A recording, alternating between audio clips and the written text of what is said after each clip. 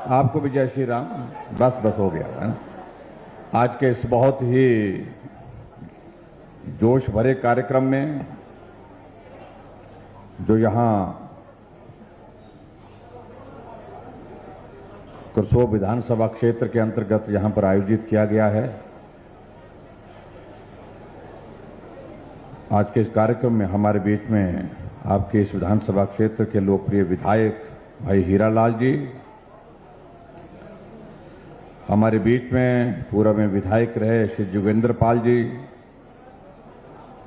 हमारे मंडल के अध्यक्ष श्री कुंदर सिंह ठाकुर जी,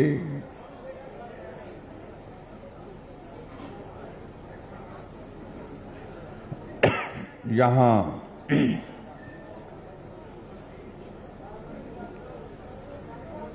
मंडल के महामंत्री सोहन सिंह जी, खुशीराम जी, पार्टी के हमारे साथी श्री युवराज जी, दीपराज जी, युवा मोर्चा के हमारे अध्यक्ष श्री अमित चंद जी, और यहां पार्टी के हमारे बीडीसी के हमारे चेयरमैन भास्करानंद जी, जिला परिषद के सदस्य श्री चेतन गुलेरिया जी, हमारे लिए यहां पर बहुत दूर से मदद करने के लिए आए, दिल्ली से पार्टी के लिए यहां चुनाव की दृष्टि से चुनाव के प्रभारी भाई गुलाब सिंह राठौर जी, जो हमारे बीच में यहां पर हैं, और यहां उपस्थित सभी पंचायती राज संस्थाओं के चुने हुए प्रतिनिधि, पार्टी के हमारे सभी पदाधिकारी,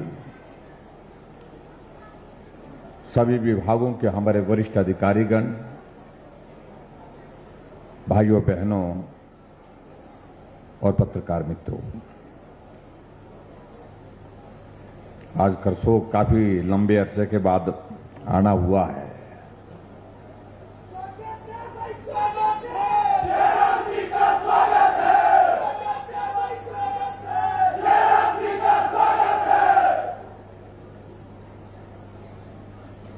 पिछले कल सैर थी, सैर की आपको बहुत बहुत बधाई। खोड़ मोड़ी खाई होगी आप लोगों ने।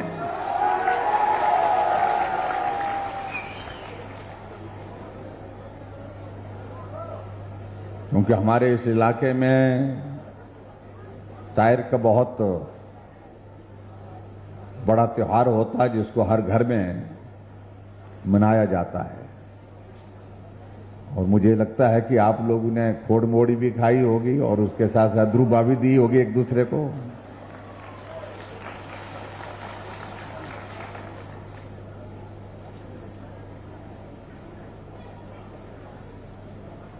आज जब यहां आना हुआ है तो यहां देख रहा हूं कि करसोग विधानसभा क्षेत्र में विकास के लिए अभी आपके विधायक महोदय जी अपनी बात कह रहे थे, और इनको लग रहा था कि कोई ऐसी बड़ी योजना ऐसी नहीं छूट ना जाए। ये जिक्र करने का प्रयास कर रहे थे, लगातार अपनी बात कह रहे थे, और मैं इस बात को भी देख रहा था कि ये किसी भी विधायक के लिए संभव नहीं है कि वो सारी योजनाओं का जिक्र एक सभा में कर सके,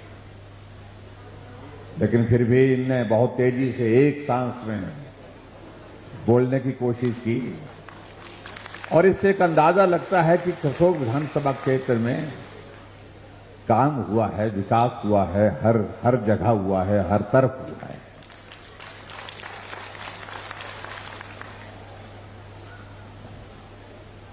आज जब यहां आना हुआ है तो मैं यहां ये भी देख रहा था, अभी हमारे साथ में यहां पर उद्घाटन और शिलान्यास की रस्म की गई। कुल 21 योजनाएं जिनका उद्घाटन किया गया, 12 योजनाएं जिनका शिलान्यास किया गया, कुल 33 योजनाओं का उद्घाटन और शिलान्यास आज एक दिन, एक जगह, एक समय में हुआ।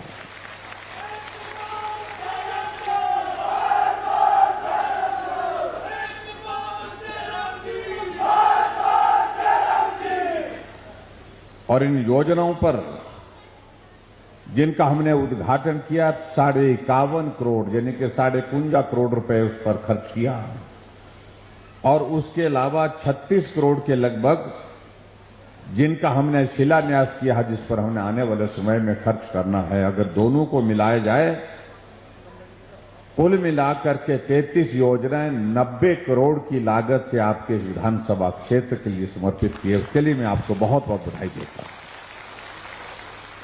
सभी ने बाजी ताली रह गए, सभी ने नहीं बजाए भाई।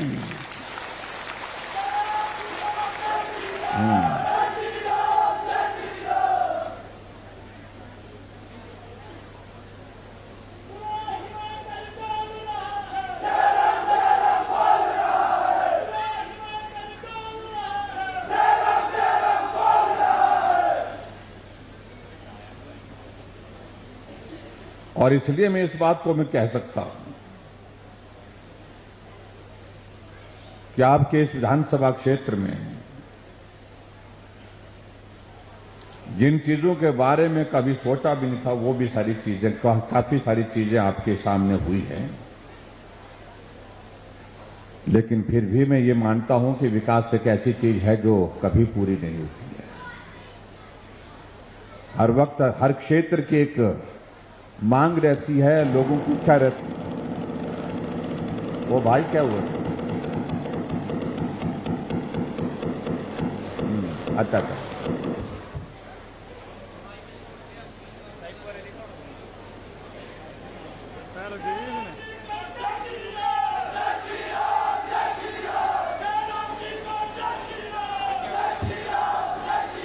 Hello hello hello hello hello, Bharat माता की।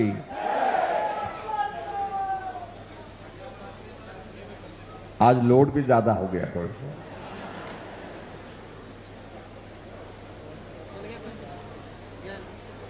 और यहां मैं देख रहा हूं कि पूरा करसोग जोश के साथ बैठा है, तो स्वाभाविक रूप से ये सब तो होना ही था जो हो रहा है। लेकिन थोड़ा जोश बरकरार भी रखिए, अभी आने वाले समय में और जोश की जरूरत रहेगी।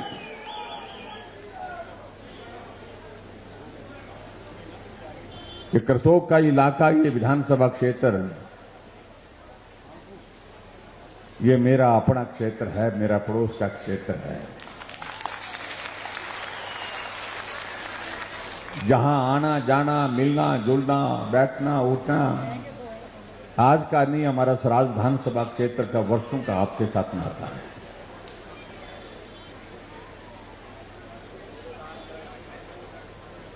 तो थोड़ी सी एक कसर रहती है कि रायगढ़ का ये पहाड़ थोड़ा ऊंचा है, ये थोड़ी मुश्किल करता है आने जाने के लिए, लेकिन अब रास्ता हमने बना दिया। अब मुझे लगता है कि आने वाले समय में सर्दी के मौसम में थोड़ी बहुत दिक्कत होगी, लेकिन बाकी दिक्कत हमेशा के लिए हम दूर करना चाह रहे हैं। और मेरे सराज के लिए घर आने का रास्ता भी यहीं से, मैं शिमला से आता हूं, और मेरे यहाँ आने जाने का कोई रास्ता नजदीक का ये हो जाएगा आने वाले समय में। और तब आप लोगों से मिलते जुलते रहेंगे, आप सबसे बात करते रहेंगे। ये आज का कार्यक्रम जो है, ये विशेष तरह का कार्यक्रम है, और ये कार्यक्रम का आयोजन हमने यहां पर आज करसोग विधानसभा क्षेत्र में रखा। हमारे कांग्रेस के मित्र थोड़ा आजकल बहुत परेशान हैं। आजकल ऐसे भी श्राद्ध लगे हैं, लेकिन श्राद्ध के समय, श्राद्ध के साथ साथ में उनका बहुत खराब वक्त चल रहा है, बुरा वक्त चल रहा है। हमने कहा भी कि ठीक आदमी से, ठीक पंडित से थोड़ा अपनी ये जंतरी दिखा लो।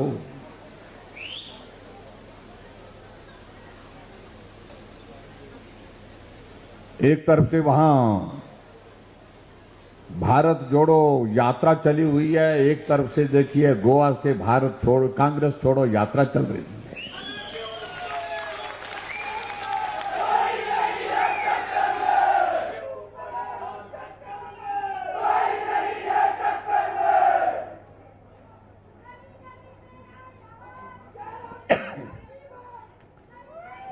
और बहुत हैरानी भी होती है कई बार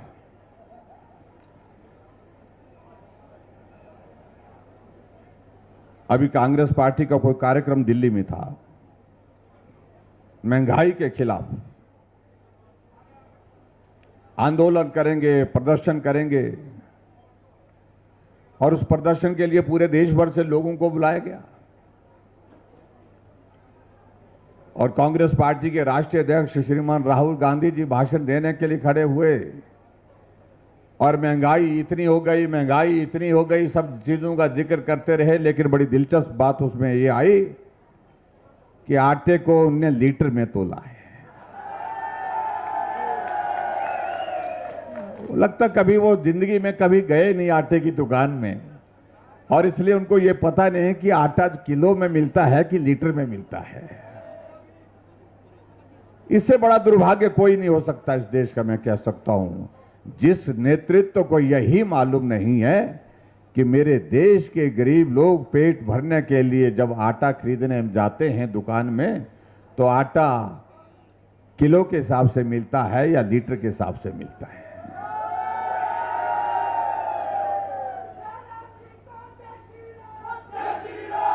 और इसलिए तो ये हालात बने,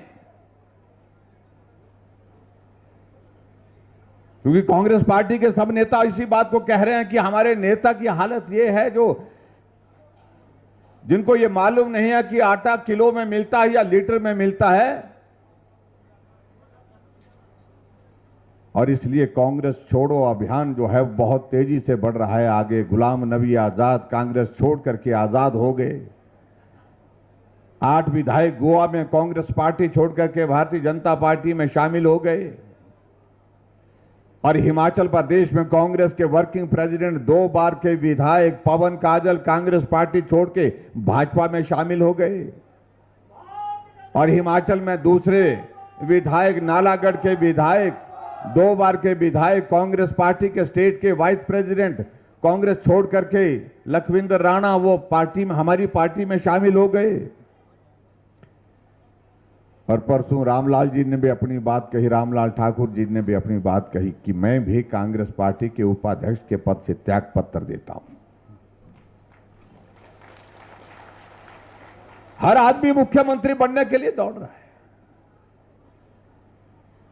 और यहां तक उनने अपनी बात कही आंखों में आंसू के साथ कि बहुत हो लिया, इस कांग्रेस पार्टी को हमने वर्षों से सींचा, लेकिन और इस दौर में ऐसा जलील होना पड़ेगा हमने कभी सोचा नहीं था। इसलिए जिसको देना है टिकट दीजिए, मुझे टिकट भी नहीं चाहिए, रख लीजिए अपने पास। और वैसे भी मैं रामलाल जी को कहना चाहता हूं, ये टिकट है भी किसी काम का नहीं है। क्या करेंगे इसका? अब स्थिति तो ये बन गई है कि अब कांग्रेसी भी अब अपने आप आ रहे हैं, हमारे साथ आ रहे हैं कि अब करना क्या बोलते हैं। हमने जोर लगाया, लेकिन कितना कर लगाएंगे बोलते हैं। जब दिखाई दे रहा है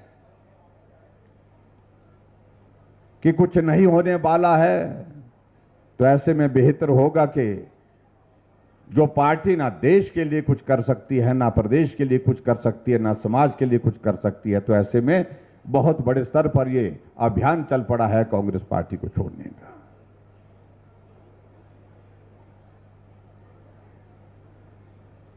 और यहां आज करसोग में हम इस कार्यक्रम में आए हैं।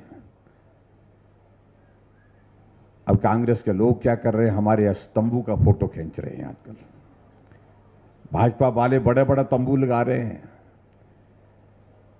हमारे तंबू से भी परेशानी हो रही है। हमने कहा कि भाई हमारा तंबू तो दिल्ली में भी गड़ा हुआ है, प्रदेश में भी, हिमाचल में गड़ा हुआ है, तुम्हारा तंबू इधर से भी उखड़ गया, उधर से भी उखड़ गया, तो हम उसके लिए दोषी नहीं है भाई। तुम्हारा तंबू लगने वाला भी नहीं है, और ये आने वाले 20 साल 30 साल नहीं लगेगा इनका तंबू।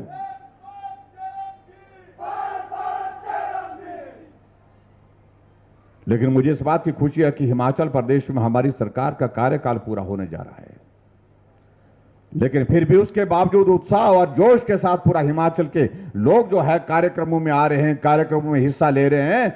और इसलिए क्योंकि कोरोना के बावजूद भी कहने के लिए हम 5 वर्ष कह रहे हैं, लेकिन 5 वर्षों में सही मायने में काम करने का मौका सिर्फ 3 वर्ष मिला है। 2 वर्ष तो उस कोविड के नाम पर निकल गए, लेकिन फिर भी हर क्षेत्र में काम हुआ, हर क्षेत्र के साथ हर समाज के लिए काम हुआ, हर वर्ग के लिए काम हुआ है। आदरणीय प्रधानमंत्री नरेंद्र मोदी जी ने पूरे देश में 75 वर्ष आजादी के बीतने के पश्चात एक कार्यक्रम पूरे देश भर में एक अभियान के रूप में चलाया कि हर विभाग के माध्यम से कार्यक्रम करेंगे। इस 75 वर्ष की यात्रा, स्वतंत्रता की इस यात्रा का हम जिक्र लोगों के सामने करेंगे। और इसलिए बहुत बड़ी श्रृंखला कार्यक्रमों की बना करके पूरे देश में आजकल वो कार्यक्रम चल रहे हैं। और अभी आपने देखा होगा कि 15 अगस्त का कार्यक्रम हुआ और प्रधानमंत्री जी ने एक निवेदन किया कि इस भारत को आजाद हुए 75 वर्ष हुए, क्या भारत का हर नागरिक यह तय कर सकता, कि हर व्यक्ति यह तय कर सकता है कि मैं आज के दिन अपने घर में, हर घर में तिरंगा लगाऊंगा। एक उनने आह्वान किया, हर घर तिरंगा, घर घर तिरंगा। और आज भी मैं करसोग में आते हुए देख रहा था, अभी भी कई घरों में वो तिरंगे झंडे 15 अगस्त को जो लहराए गए हैं, लगाए गए हैं, आज भी वो सामने लगे हुए हैं। हमारे कांग्रेस के मित्र कहने लगे कि इससे क्या होगा, होने की कोई बात नहीं है। अरे इस तिरंगे के लिए क्या होने की बात कह रहे हैं? इसके लिए हमारे देश के नौजवान जो सेना में भर्ती होकर के अपने जीवन की कुर्बानी देते हैं, उस तिरंगे के लिए तुम इस प्रकार के शब्द का इस्तेमाल कर रहे हैं। इससे बड़ा दुर्भाग्य कोई हो नहीं सकता है। यह आजाद भारत का प्रतीक है। भारत अपने पांव पर खड़ा है और आज इस तिरंगे को लेकर के अभी हाल ही में आपने देखा होगा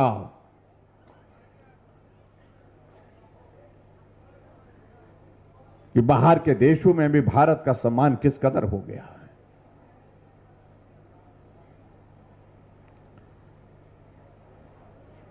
भारत के प्रधानमंत्री अगर विदेश जाते हैं,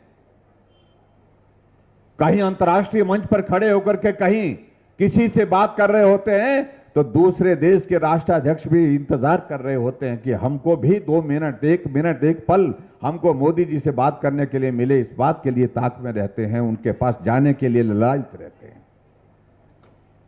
और ऐसा नेतृत्व भी रहा भारत का, जो अंतर्राष्ट्रीय मंच पर खड़ा होकर के कोने में खड़ा, लेकिन कोई ना देख रहा है, ना कोई पूछ रहा है, ना कोई बात कर रहा है।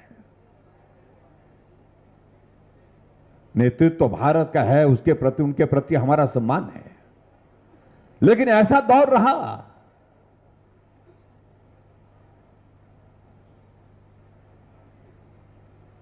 लेकिन आज के दौर में भारत का सम्मान पूरे अंतर्राष्ट्रीय स्तर पर किस प्रकार से हुआ, इस बात का मैं जिक्र कर रहा हूं आपके सामने। और भाई और बहनों, जहां तक रही बात हिमाचल प्रदेश की, आज हिमाचल प्रदेश का ये हमारे लिए भी संयोग की बात है। हिमाचल प्रदेश के भी गठन के, हिमाचल प्रदेश के बने हुए 75 वर्ष हुए हैं, 75 ईयर्स। और इसलिए हमने आज के इस तरह के कार्यक्रमों का आयोजन किया है। जो हमारे कांग्रेस के मित्र इस बात का जिक्र कर रहे हैं, ये तंबू क्यों लगाए जा रहे हैं, ये हमने इसलिए लगाए हैं कि हम हिमाचल प्रदेश की उस जनता का, उस जनता जनार्दन का अभिनंदन कर सके, धन्यवाद कर सके, जिस जनता ने हिमाचल प्रदेश को 75 वर्षों में खून पसीने से मेहनत करके, परिश्रम करके आगे बढ़ाने में योगदान दिया है। उनका अभिनंदन, उनका स्वागत, उनका धन्यवाद हम सार्वजनिक मंच से कर सके। हम जब साथियों के साथ बैठे थे, बात कर रहे थे,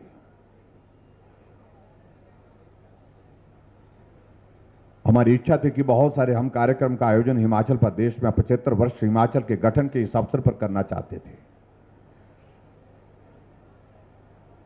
लेकिन चुनाव नजदीक होने की वजह से हमने कहा बाकी कार्यक्रमों के लिए समय इस वक्त संभव नहीं है। लेकिन एक कार्यक्रम हमने कहा, एक कार्यक्रम हम जरूर करेंगे हिमाचल प्रदेश के 68 की 68 विधानसभा क्षेत्र में, जहां हिमाचल के हर व्यक्ति से हम सार्वजनिक मंच से बात कर सके और उनका धन्यवाद कर सके, क्योंकि हिमाचल को यहां पहुंचाने में आप सबका बहुमूल्य योगदान रहा। और आने वाले समय में इस यात्रा को आगे भी इसी प्रकार से हमको तेजी के साथ बढ़ाना है, ताकि हिमाचल पूरे देश भर में अव्वल नंबर पर पहुंच सके, ऊंचाई पर पहुंच सके, विकास की राह पर। उसके लिए आप सबसे बीच में आह्वान करने के लिए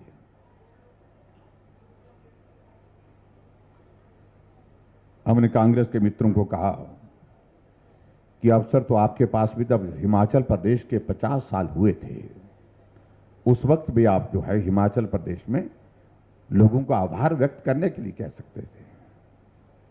आप भी जा सकते थे, लेकिन उनके पास ये सोचने की गुंजाइश नहीं है। सत्ता में आने के बाद सिर्फ सत्ता चाहिए, सत्ता का दुरुपयोग करना, सत्ता का लाभ लेना, यही उनके जीवन का एकमात्र उद्देश्य रहा। लेकिन हमने हिमाचल प्रदेश में इस बात को सुनिश्चित किया। अभी आपने हमारे आने से पहले यहां डॉक्यूमेंट्री देखी होगी।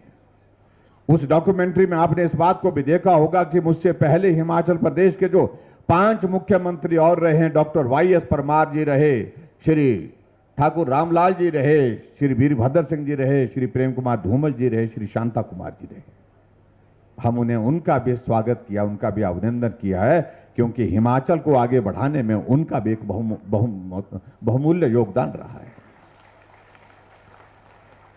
लेकिन उनके योगदान के लिए तो हम सार्वजनिक मंच से एक बार नहीं, अनेक बार अभिनंदन और धन्यवाद करने के लिए हमको अवसर प्राप्त होते, वो हम करते हैं। लेकिन अब की बार हमने कहा कि अब की बार ये श्रेय पूरे हिमाचल के लोगों के लिए समर्पित करना चाहिए, जिनका जिक्र कोई नहीं करता है, हम उनका जिक्र करेंगे। चाहे एक मजदूर है, चाहे एक किसान है, चाहे एक बागवान है, चाहे एक कर्मचारी है, उन सब भाई बहनों का योगदान रहा है हिमाचल को आगे बढ़ाने में।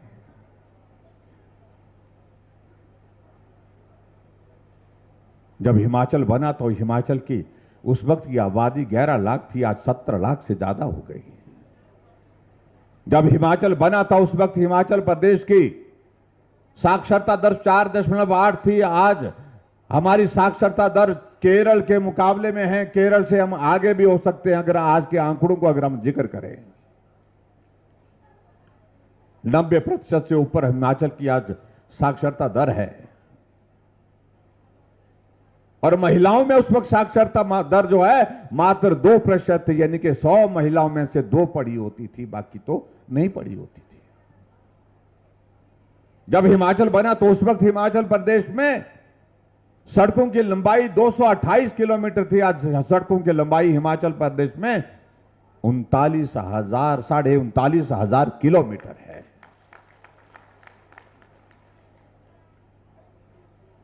हिमाचल हर क्षेत्र में आगे बढ़ा है। इसलिए क्यों ना उस मजदूर का भी हम आज आभार व्यक्त करें, क्यों ना उस हर वर्ग में, चाहे किसान बागबान है, उनका क्यों ना आभार व्यक्त करें।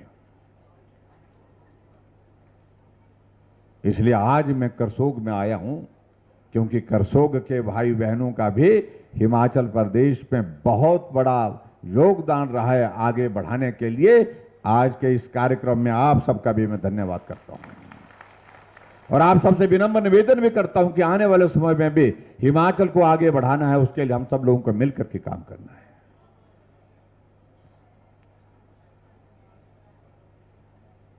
पांच वर्ष के इस कार्यकाल जो पूरा होने जा रहा है, उसमें आप सबका सहयोग मिला, समर्थन मिला, आप सबका आशीर्वाद मिला, उसके लिए मैं जीवन भर एहसान चुकता नहीं कर सकता। हम गांव के रहने वाले, हम काम करने पर विश्वास करते हैं और कभी नहीं सोचा था कि ऐसा वो अवसर भी आएगा कि मुझे इस दायित्व पर रह करके काम करने का मौका मिलेगा। आप सबकी दुआएं, आप सबकी शुभकामनाएं रही और आदरणीय प्रधानमंत्री नरेंद्र मोदी जी, अमित शाह जी और जगत प्रकाश नड्डा जी, सबका आशीर्वाद मिला, पार्टी के नेतृत्व का। आज एक मजदूर के परिवार से भी हिमाचल प्रदेश का मुखिया हो सकता है, ये साबित करके दिया।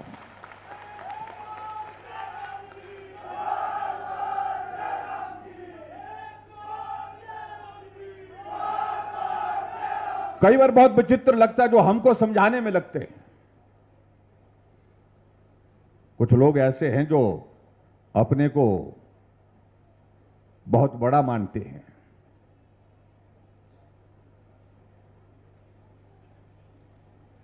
मैंने ऐसे ही किसी सभा में जिक्र कर डाला था कि अब की बार हिमाचल प्रदेश में हमें रिवाज बदलेंगे भाई। और रिवाज बदलने की बात मैं आज से नहीं कर रहा हूं, मैं रिवाज बदलने की बात मैं पहले दिन से कर रहा हूं हिमाचल प्रदेश में। और हमने रिवाज बदलने की शुरुआत पहली कैबिनेट की बैठक से की है। जब सरकार बनती थी हिमाचल प्रदेश में, रिवाज यह बना हुआ था कि पुरानी सरकार के योजनाओं को रद्द करने की घोषणा होती थी, पुरानी सरकार के नेताओं के खिलाफ मामले दर्ज करने की घोषणा होती थी।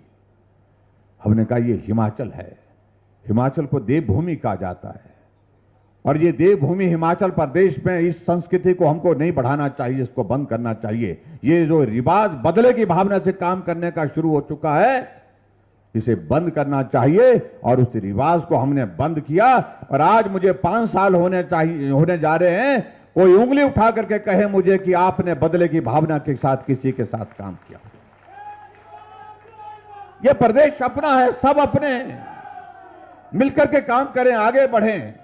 यह आज की जरूरत है, यह प्रदेश की जरूरत है।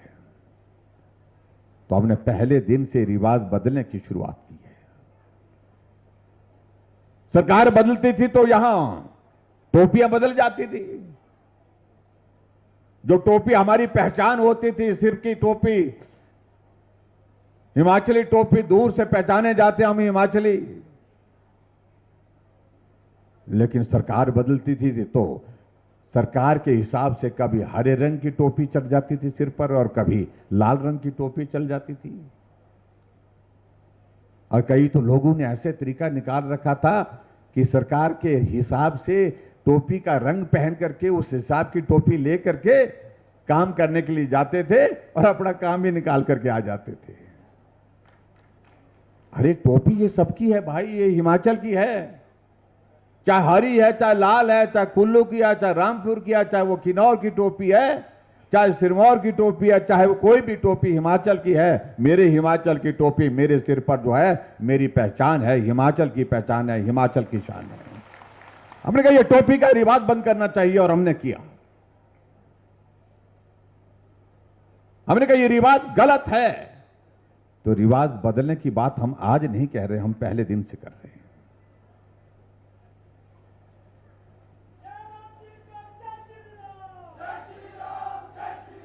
और उस तरह से आगे बढ़ते हुए जब अभी हम बात कर रहे हैं, इन दिनों में हम बात कर रहे हैं रिवाज की, तो मैं ये जरूर कहना चाहूंगा, ये मैं जरूर कहना चाहूंगा कि पूरे देश भर में रिवाज बदल गया तो हिमाचल में रिवाज क्यों नहीं बदलेगा। जहां भाजपा की सरकारें नहीं बनती थी वहां भाजपा की सरकारें बन गई। जहां भाजपा की सरकारें चल रही थी वो फिर से रिपीट हो गई। उत्तराखंड में जब से उत्तराखंड बना था, हिमाचल वहां पर उत्तराखंड में कभी सरकार फिर से नहीं बनती थी, 5 वर्ष के बाद बदल जाती थी। रिवाज बदला, भाजपा की सरकार फिर से बनी, धामी जी थे, धामी जी फिर मुख्यमंत्री बने। 37 वर्षों से उत्तर प्रदेश में हर बार 5 वर्ष के बाद सरकार बदल जाती थी, लेकिन अब की बार रिवाज बदला, योगी जी थे, योगी जी फिर बन गए। हरियाणा हमारा पड़ोस का राज्य, जहां पर हमारी सरकार बनती ही नहीं थी, 2014 में सरकार बनी भाजपा की, मनोहर लाल जी मुख्यमंत्री बने। 2019 में 5 वर्ष का कार्यकाल पूरा करने के बाद रिवाज बदला, फिर मनोहर लाल जी आज फिर मुख्यमंत्री हैं। गोवा में, गुजरात में, आपके मणिपुर में। हमने कहा जब पूरे देश में रिवाज बदल गया तो हिमाचल प्रदेश में ये 5-5 साल का रिवाज बंद करना चाहिए ना। सब बोलो भी नहीं तो बोल देकर ना खट्टी करवानी पड़ेगी। अगर आप चाहते हैं रिवाज बदलना चाहिए तो मैं चाहूंगा कि ये सब लोग जो है नारा लगाएं, भारत माता की, भारत माता की, भारत माता की। रिवाज बदलना चाहिए ना, तो बदलना चाहिए तो करो शुरुआत भाई। और ये शुरुआत हमको, जाओ आजकल मंदिर मंदिर जाकर के पूजा पाठ करके जो है आगे बढ़ो। और कांग्रेस के लिए जगह नहीं बच पाई है देश में, कहीं भी गुंजाइश नहीं बच पाई है, यहां तलाशने की कोशिश कर रहे हैं। और यहां मुझे बड़ी हंसी आई इस बात को लेकर के कि आजकल युवाओं को गुमराह करने की कोशिश कर रहे हैं और बेरोजगार यात्रा निकाल रहे हैं। जो कांग्रेस पार्टी देश में 50 साल तक सत्ता में रही और सबसे ज्यादा बेरोजगारी अगर देश में हुई है तो उनके कार्यकाल में हुई है, और ऐसा आज ड्रामा करने की कोशिश कर रहे हैं कि बेरोजगारों के हित की रक्षा हम करने वाले। और एक श्रीमान जी यहां भी आए थे, हमारे करसोग में भी आए थे मेकल में कोई यात्रा करने के लिए। अपनी अपनी पार्टी का कार्यक्रम करिए, मुझे कोई आपत्ति नहीं है। उनको इस बात को मालूम होना चाहिए कि इस प्रदेश में बहुत लंबे समय तक उनके ही परिवार ने शासन किया था और ये बेरोजगारी जयराम के राज में 5 वर्ष में नहीं बढ़ी है। जो यहां लंबे समय तक बार बार मुख्यमंत्री रहे उनके कार्यकाल में बढ़ी है। इस बात को उनको समझना चाहिए, ये नौजवानों को भी समझना चाहिए। आज कह रहे हम इतने बेरोजगारों को रोजगार देंगे, हर बार आप यही नौजवानों को कहते रहे। हम 5 लाख लोगों को रोजगार देंगे, लेकिन वो कितने साल तक सत्ता में रह करके अपना सत्ता का सुख भोगते रहे और बेरोजगारों को कितना रोजगार मिला ये आपके सामने है। इसको मुझे लगता है कहने की आवश्यकता नहीं है। इसलिए उनके साथ चलने का मेरा कहने का मतलब यह है कि नौजवानों को गुमराह करने की प्रयत्न कर रहे हैं, उसमें वो सफल नहीं होंगे। नौजवान अच्छी तरह से समझता है कि ये परिस्थिति पूरे विश्व की है, पूरे देश की है, पूरे प्रदेश की है। हमें अपने पांव पर खड़े होने के लिए रास्ते खुद भी ढूंढने होंगे और सरकार को भी अपने रास्तों के अपने हर विभाग में नौकरी देने के लिए रास्ते खोलने होंगे, जो हमने खोले हैं। हर विभाग में जितना रोजगार हम दे सकते थे हमने रोजगार देने की कोशिश की। पीडब्ल्यू डिपार्टमेंट में कई वर्षों से भर्ती बंद पड़ी थी, मजदूर नहीं लग सकता था। हमने 5000 पीडब्ल्यूडी में नौजवानों को रोजगार देने का रास्ता खोला। हमने कहा हिमाचल प्रदेश में पीडब्ल्यूडी डिपार्टमेंट में आज मजदूर मिलता नहीं, कई किलोमीटर तक सफर करने के बावजूद भी मजदूर मिलता नहीं है। अगर मिलता है तो बेचारा ऐसा बुजुर्ग आदमी मिलता जिसको हम कभी काम करने के लिए कह ही नहीं सकते। इसलिए हमने कहा नौजवानों की भर्ती होनी चाहिए और नौजवान जो है इस प्रदेश के विकास को गति देने के लिए काम करें। और इसी तरह से आईपीएस डिपार्टमेंट में भी हमने आईपीएस डिपार्टमेंट में पूरे 5 वर्ष में लगभग 10,000 से ज्यादा नौजवानों को हिमाचल प्रदेश में नौकरी देने का रास्ते खोले हैं। जितनी हमारी योजनाएं चली हैं उन योजनाओं में काम के रास्ते खोले, लेकिन उनके कार्यकाल में बंद पड़ा हुआ था। जो आज हमारा मार्गदर्शन कर रहे हैं कि बेरोजगारों को रोजगार नहीं। हमने इसके बाद आगे बढ़कर के यह भी तय किया अगर कोई रोजगार सरकारी क्षेत्र में नहीं मिलता है, अगर कोई नौजवान अपने पांव पर खड़ा होने के लिए अपना काम करना चाहता है, अपने पांव पर खड़ा होकर के कोई अपना कारोबार करना चाहता है, हम 1 करोड़ रुपए देंगे और मुख्यमंत्री स्वावलंबन योजना के अंतर्गत उसमें से 25 लाख रुपए उसको सब्सिडी भी देंगे। ये भी हमने उसमें तय किया है। हजारों की संख्या में नौजवान आगे आकर के उन्होंने काम करना शुरू किया और हजारों नौजवानों को उसमें रोजगार मिला है। लेकिन आज मैं जरूर कहना चाह रहा हूं आप सबके बीच में, हमने हिमाचल प्रदेश में एक बात को देखा।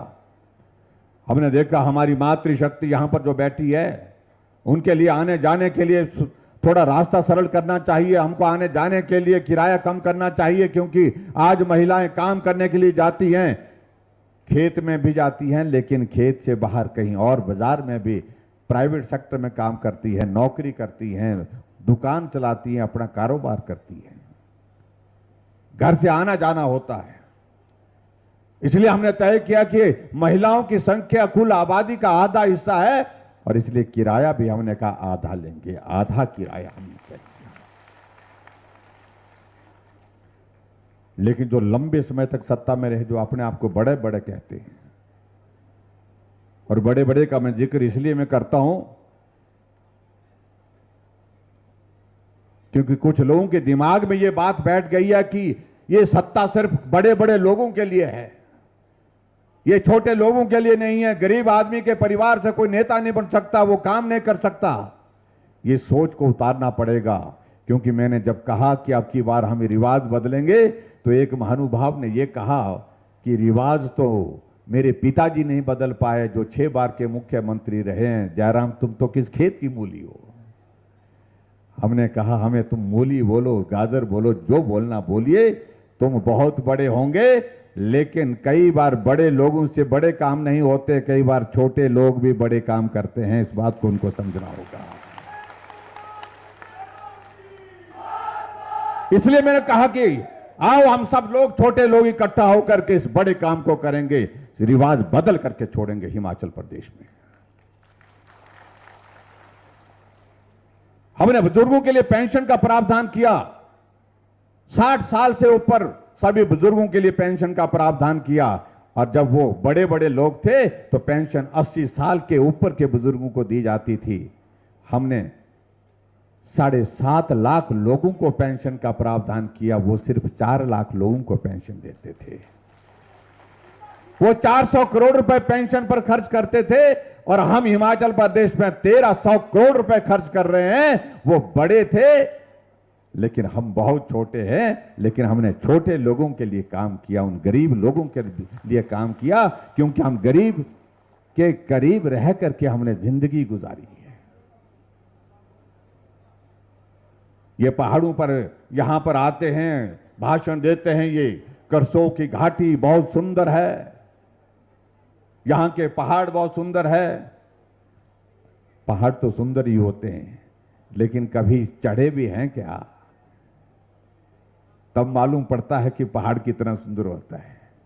हमने ये पहाड़ चढ़े हैं, ये पहाड़ उतरे हैं, जिंदगी का बहुत बड़ा हिस्सा इन पहाड़ों को चढ़ते और उतरते गुजरा है। इसलिए वो सारी चीज को कह सकते हैं, वो समझ नहीं सकते। हमने हिमाचल प्रदेश में हर घर में गैस का चूल्हा होना चाहिए, ये बड़े लोगों की सोच का विषय नहीं बन पाया।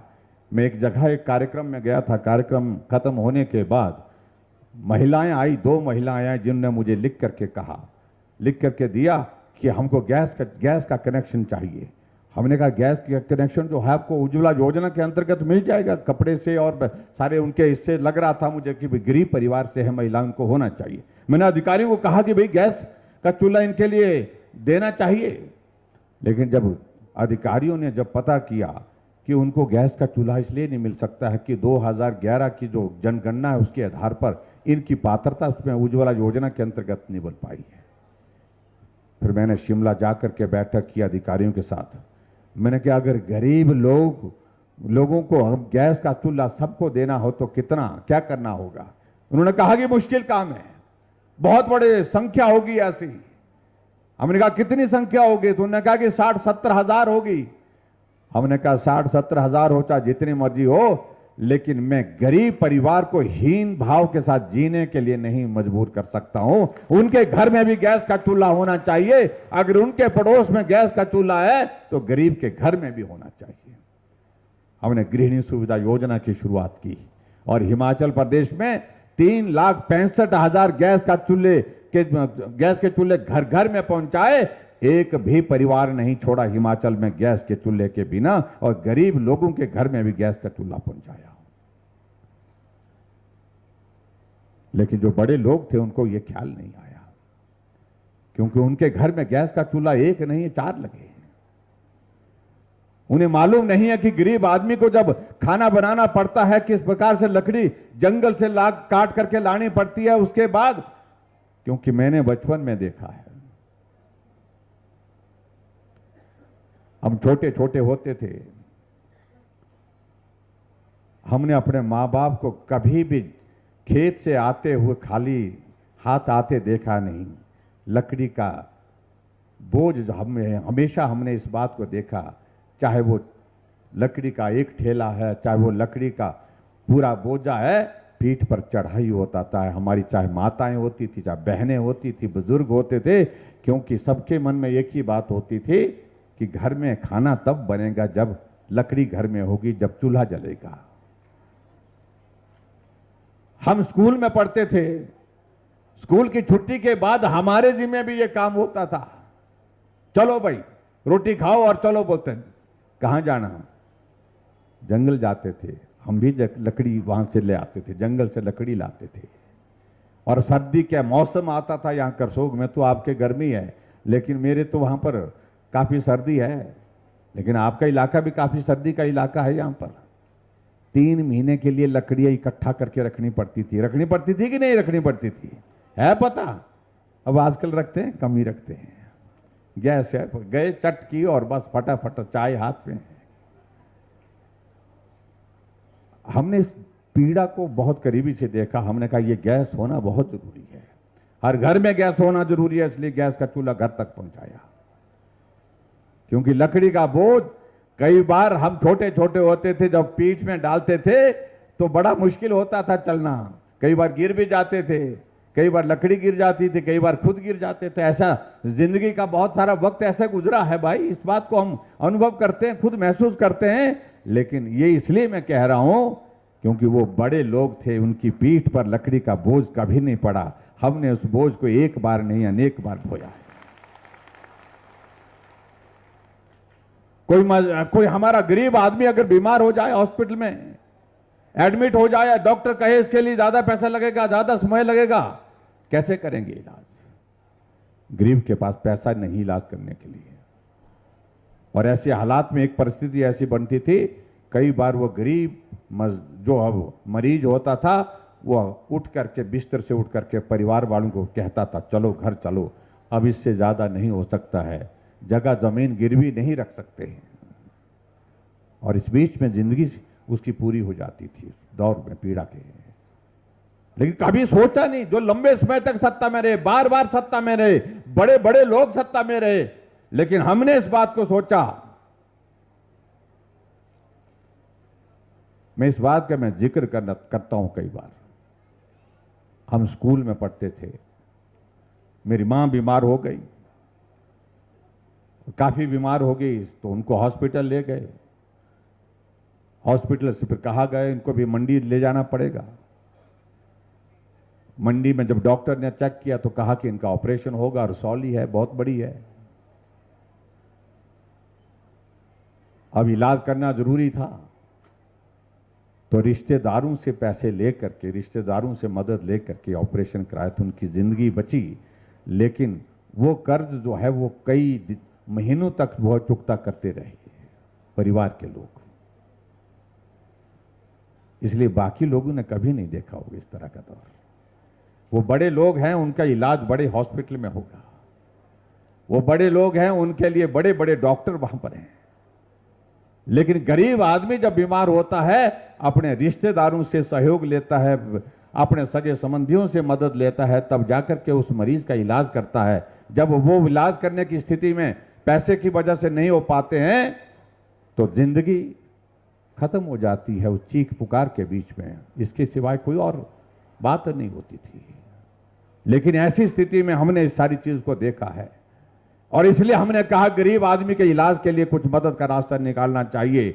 आयुष्मान भारत आदरणीय प्रधानमंत्री नरेंद्र मोदी जी ने पूरे देश के लिए शुरू की, और हमने कहा हिमाचल प्रदेश में जो बाकी गरीब लोग बचे हैं, उनका इलाज का जिम्मा हम लेंगे, सरकार लेंगे।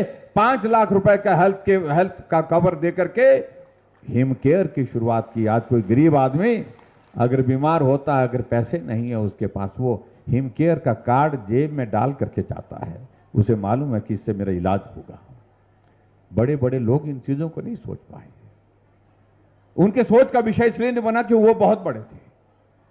और इसी तरह से मैं ये भी कहना चाहता हूं, हमने उन लोगों के लिए भी हिमाचल प्रदेश में मदद का रास्ता निकाला जो बिस्तर पर पड़े हैं, जो चल नहीं सकते, अपना काम नहीं कर सकते, ऐसी लाचार व्यवस्था है उनकी, क्योंकि उनको बीमारी ऐसी लग गई जिस बीमारी के कारण सारी जिंदगी भर उनको बिस्तर पर रहना पड़ेगा। ऐसे लोगों के लिए भी हिमाचल प्रदेश में हमने सहारा योजना की शुरुआत की, और 3000 रुपए उनके खाते में हर महीने का हम डालते हैं। ऐसे लोगों की संख्या अभी हिमाचल प्रदेश में, ये छोटा सा प्रदेश है, 20,000 ऐसे लोग हैं जो बिस्तर पर हैं, जिंदा तो हैं लेकिन अपना काम खुद नहीं कर सकते। लेकिन बड़े बड़े लोगों का सोचने का विषय नहीं बन पाएगा। हमने हिमाचल प्रदेश में अभी हाल ही में एक निर्णय किया, महिलाओं के लिए आधा किराए का निर्णय किया, तो कांग्रेस के नेताओं ने कहा मुफ्तखोर बना दिया, बोलता महिलाओं को। और ये मातृशक्ति यहां पर बैठी है, मैं आपसे इस बात के लिए निवेदन जरूर कहना चाहूंगा कि जिस प्रकार के शब्दों का इस्तेमाल कांग्रेस के लोगों ने कहा कि मुफ्तखोर बना दिया महिलाओं को, उनसे ये हिसाब पूछना चाहिए।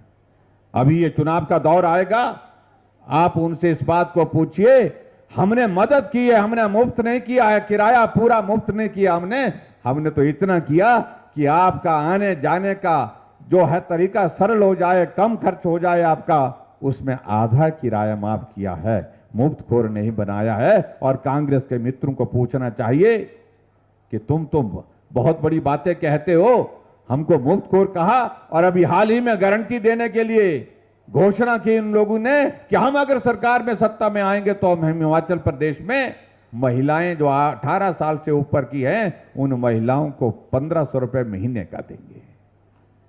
आखिर किसको बेवकूफ बना रहे हो, किसको गुमराह कर रहे हो?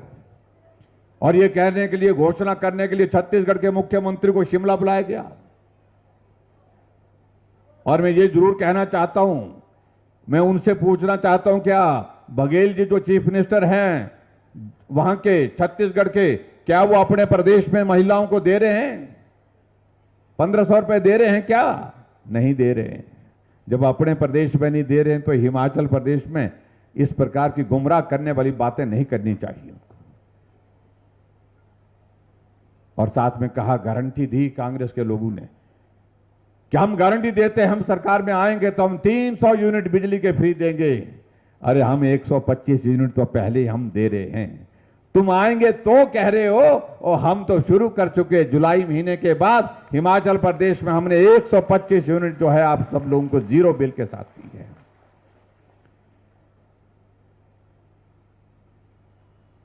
क्योंकि हमने इस बात को देखा कि हिमाचल प्रदेश में हमारा गांव में रहने वाला जो वर्ग है, गांव में जो रहने वाले लोग हैं, उनके लिए मदद करनी चाहिए। हर महीने का बिजली का बिल आता है, लट्टू जले चाहे ना जले, लेकिन उसके बावजूद भी 55 रुपए तो आते ही थे, क्योंकि 15 रुपए मीटर के चार्जेस फिक्स होते थे और 40 रुपए सर्विस चार्जेस होते थे। और मैं तो इस बात को भी देखने लगा कि हमारे तो बहुत सारे लोग तो 6 महीने के लिए 2 गृह में जाते हैं, 6 महीने फिर 2 गृह से आ जाते हैं। मैं कहा, जब 2 गृह में रहते नहीं है, लट्टू वहां पर जलता नहीं है, लेकिन फिर भी 55 रुपए महीने का आ रहा है किराया। हमने कहा ये बंद करना चाहिए भाई। हमने बंद किया और हमने कहा हिमाचल प्रदेश में गरीब और मध्यम वर्ग के लोगों के लिए 125 यूनिट बिजली हम जो है जीरो बिल के साथ देंगे, और हम दे रहे हैं। और वो कह रहे हैं जब आएंगे, हम कह रहे हैं कि हम दे चुके हैं। इसलिए भाई और बहनों, बहुत सारी बातों का जिक्र हम करेंगे तो बहुत सारा वक्त लगेगा, उन बातों पर मैं जाना भी नहीं चाह रहा हूं। आप सबको भी दूर जाना है, अभी मुझे सरका घाट पहुंचना है, फिर मुझे धर्मशाला पहुंचना है। लेकिन मुझे इस बात की खुशी है कि ये करसोग विधानसभा क्षेत्र हमारा पड़ोस का क्षेत्र है। मुझे पड़ोसी साथ चाहिए, हर हालत में चाहिए। पड़ोसी साथ होगा तो आनंद होता भाई। और वैसे भी एक बात बताऊं मैं आपको, आप गांव में भी रहते हैं, पड़ोसी अगर सुखी है तो पड़ोस में जो रहने वाला है उसको भी आनंद होता है कि वो सुखी जीवन व्यतीत कर रहा है। अगर पड़ोसी दुखी नहीं है, तो सुखी नहीं है, तो सामने वाला चाहे कितना भी सुखी हो, कितना भी समृद्ध हो, उसके सामने उसका रोजमर्रा की जिंदगी का वो नजर जब आता है तो उसको भी दर्द होता है, यार इस गरीब आदमी की भी जो है वो जिंदगी बहुत खराब हो रही है। इसलिए पड़ोसी होना ठीक होना चाहिए, पड़ोसी मजबूत होना चाहिए। और इसलिए हम कोशिश कर रहे हैं कि हमारा पड़ोस करसोग है, और ये करसोग जो है हमारा पड़ोसी जो है वो अच्छा होना चाहिए, अपने पांव पर खड़ा होना चाहिए, विकास के रास्ते पर आगे तेज गति से बढ़ने वाला होना चाहिए। इसलिए हमने यहां पर जो आप लोगों ने बोला है, चाहे वो सब तहसील खोलने की बात थी, इसके अलावा जो है स्कूल खोलने की बातें थी, चाहे इसके अलावा हेल्थ इंस्टीट्यूशन खोलने की बातें थी, यहां पर पेयजल योजनाओं की शुरुआत करने की बातें थी, उन सारी चीजों को हमने इस विधानसभा क्षेत्र के अंतर्गत बड़े स्तर पर हमने किया है। और इसका परिणाम आप साफ देख रहे हैं कि आज 90 करोड़ रुपए के उद्घाटन और शिलान्यास आपके इस कार्यक्रम के अंतर्गत हुए हैं। मैं एक एक योजना में जो यहां पर पड़ी है, लंबी है, इनमें सूची दी हुई है, लेकिन मैं एक एक योजना का उसमें बहुत ज्यादा मैं जिक्र नहीं करना चाहता हूं। जो नॉर्म्स के मुताबिक होंगी, चाहे वो स्कूल हैं, चाहे स्कूल के अलावा जो पटवार सर्कल हैं, इनने पटवार सर्कल का बहुत जिक्र किया है, पटवार सर्कल इनने बहुत सारे मांगे हैं, एक एक का मैं जिक्र नहीं करना चाहता हूं। नॉर्म्स के मुताबिक आना चाहिए। अगर बच्चों के स्ट्रेंथ और डिस्टेंस जो स्कूल के हिसाब से ठीक है, वो सारे स्कूल हम खोलेंगे, जितने भी स्कूल कहे गए यहां पर। और उसके साथ साथ पटवार सर्कल के लिए जो उसमें टोटल जो है खसरा नंबर कितने हैं वो एक आधार होता है, पॉपुलेशन कितनी है वो एक आधार होता है। उसके आधार पर जितने भी पटवार सर्कल के लिए आप लोगों ने जिक्र किया है यहां पर, वो पटवार सर्कल नॉर्म के हिसाब से मैं रिपोर्ट के लिए तुरंत कहूंगा, ताकि वो जल्दी से जल्दी हमारे यहां पर पहुंच जाए, ताकि उसको हम पूरा कर सकें। और इसके बाद जो 2-3 चीजों को लेकर के आप लोगों ने जो बात कही है, उसमें मैं इतना जरूर कहना चाहता हूं कि एक तो करसोग का जो डिग्री कॉलेज है, जहां पर आप लोगों ने कहा है कि एमए हिस्ट्री और एमएससी की क्लासेस शुरू होनी चाहिए, ये आप लोगों की मांग है। और मैं इस बात से सहमत हूं कि करसोग के कॉलेज में स्ट्रेंथ काफी हो गई है, बड़ा कॉलेज हो गया। जब हम कॉलेज में पढ़ते थे तो कॉलेज मंडी में एक ही होता था, एक सुंदरनगर का प्राइवेट कॉलेज होता था और पूरे मंडी जिले में एक कॉलेज होता था, मंडी कॉलेज। सारे करसोग के लोग हमारे मंडी मिलते थे, सराज के लोग मंडी मिलते थे। अब करसोग में कॉलेज है, बड़ा कॉलेज है, अच्छी संख्या है यहां पर, लेकिन ये एमएससी की क्लासेस यहां लगाने की जो बात कही और एमए हिस्ट्री की क्लासेस, मैं ये घोषणा करता हूं, ये दोनों चीजें आपके इस कॉलेज में हम शुरू करेंगे, ताकि आप सबके यहां पर ये सुविधा आपको बेहतर ढंग से हो सके। 2 जगह उप स्वास्थ्य केंद्र खोलने की जो बात कही है, ये दोनों जगह की वो भी मैं रिपोर्ट लेता हूं, क्योंकि कि जिस पंचायत में पीएससी होती है वहां पर स्वास्थ्य उपकेंद्र हम जनरली नहीं खोलते हैं, और ये दोनों जगह आप लोगों ने पोखी और दूसरा ये कौन शंश में, दोनों जगह आप लोगों ने कहा है, मैं इसकी भी मैं रिपोर्ट मांग लूंगा। और दोनों जगह अगर नहीं होंगे, पंचायत में कोई हेल्थ इंस्टीट्यूशन नहीं होगा, तो दोनों जगह खोलेंगे। ये भी मैं आपके बीच में कहना चाहता हूं। स्कूलों के बारे में मैंने कह दी, पटवार सर्कल के बारे में मैंने बात कह दी आपको। और उसके अलावा जो एक बात आप लोगों ने और कही, जो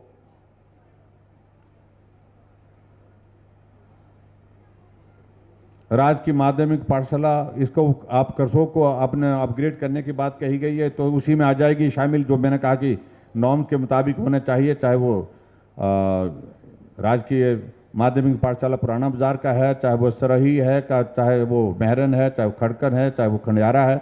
ये सारे की मैं जो रिपोर्ट लूंगा और उसके बाद इसका निर्णय हमारा हो जाएगा। एक और चीज जो आप लोगों ने कही है यहाँ पर, और वो कही है आप लोगों ने कि तत्तापानी में जो हमारी वेटनरी डिस्पेंसरी है, इसको अपग्रेड करने की जो बात कही है। और अगर ये डिस्टेंस के हिसाब से, दूसरा पता नहीं, मुझे मालूम नहीं दूसरा कहाँ है वहाँ पर, वेटनरी हॉस्पिटल कहाँ है, तो ये नॉर्म के मुताबिक आनी चाहिए, और इसको हम अपग्रेड करके वेटनरी हॉस्पिटल करने की मैं घोषणा करता हूँ। और एक चीज और जो कही गई है, उप तहसील अशला,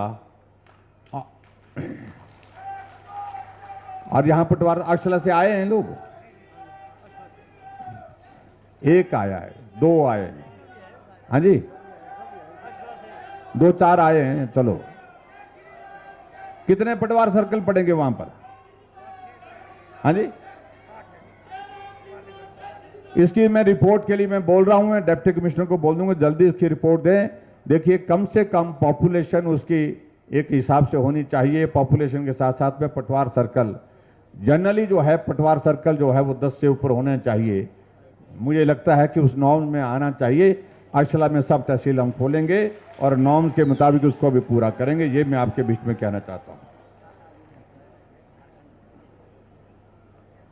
और एक चीज और जो लास्ट में बात कही है यहां पर, आयुर्वेदिक स्वास्थ्य केंद्र धारकंडी का कहा है, इसको भी खोलेंगे। हालांकि अब आयुर्वेदिक संस्थान के लिए बहुत ज्यादा मांग है, लोग करते नहीं, आप लोग कर रहे हैं तो करेंगे। और अंत में एक बात और, जो पांगणे के इलाके के लोगों ने बात की है और कहा कि हमने बड़ा भारी इंतजार किया है, और पता नहीं कब से इंतजार कर रहे हैं, क्यों इंतजार कर रहे हैं मुझे मालूम नहीं। हाँ जी, 10 साल से इंतजार कर रहे हैं। लेकिन अगर 10 साल से इंतजार कर रहे हैं तो हमके तो 5 साल भी हुए नहीं अभी भाई। मैं यही कहना चाह रहा हूं, पिछली बार भी जब करसोग आया तो उस वक्त भी पांगणा के लोगों ने मांग की थी, बड़े जोर से मांग की थी, और मैंने कहा था कि आपके अगली बार जब आएंगे करसोग में तो उस वक्त उस बार पर विचार करेंगे। तो हमने विचार किया, पांगणा में डिग्री कॉलेज खोल दिया जाएगा। ये मैं आप सबके बीच में कहना चाहता हूं।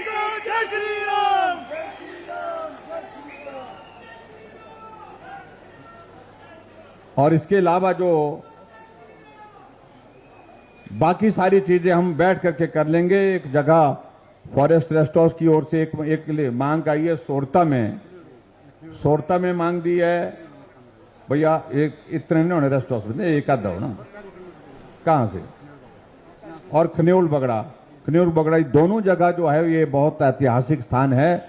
दोनों जगह छोटे इंस्पेक्शन जो हट जो है वो बनाने के लिए हम फॉरेस्ट डिपार्टमेंट की ओर से इस बात के लिए निर्णय करेंगे, और ताकि यहां पर दोनों जगह जो इस प्रकार की सुविधा हो सके।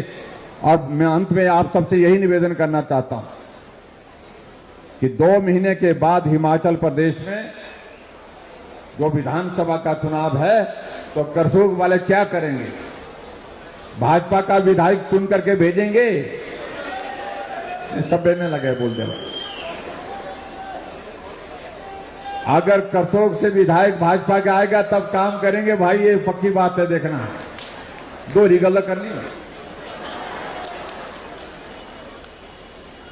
लेकिन मैं वादा चाहता हूं कि करसोग भाजपा के साथ होना चाहिए, करसोग जयराम ठाकुर के साथ होना चाहिए, पड़ोसी साथ में होना चाहिए।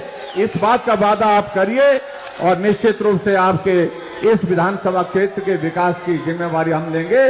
इतनी बात कहते हुए मुझे पूरा भरोसा है, हिमाचल प्रदेश में जब रिवाज बदलने की बात चलेगी तो करसोग चट्टान की तरह हमारे साथ खड़ा होगा, ऐसा मुझे पूरा भरोसा है। इतनी बात कहते हुए आप सबका बहुत बहुत धन्यवाद। नमस्कार, जय हिंद, जय